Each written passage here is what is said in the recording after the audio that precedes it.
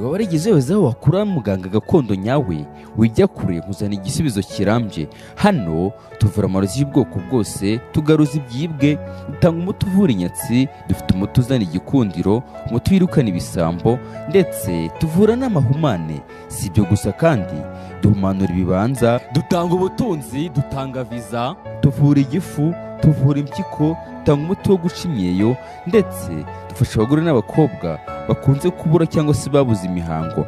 Dutanga uruhereko, dufite umuti wo kweza umurima, turatsirika. Ikindi kandi mu gihe wibwe si ngombwa gusiragira, iyo tubikoze naho waba uri hose. Hano tubafitiye umuti mwiza cyane ku bakobwa cyangwa abadamu bacikanwe no guca imyeyo, turabafasha. Dufite n'umuti w'amavangingo bigendana, mugabo akishima ubuzima bugakomeza mukenjoyinga neza cyane, yuko urugo rw'umugore n'umugabo bubakirwa mu buriri. Vugisha muganga cyangwa wandikira kuri WhatsApp kuri iyi nimero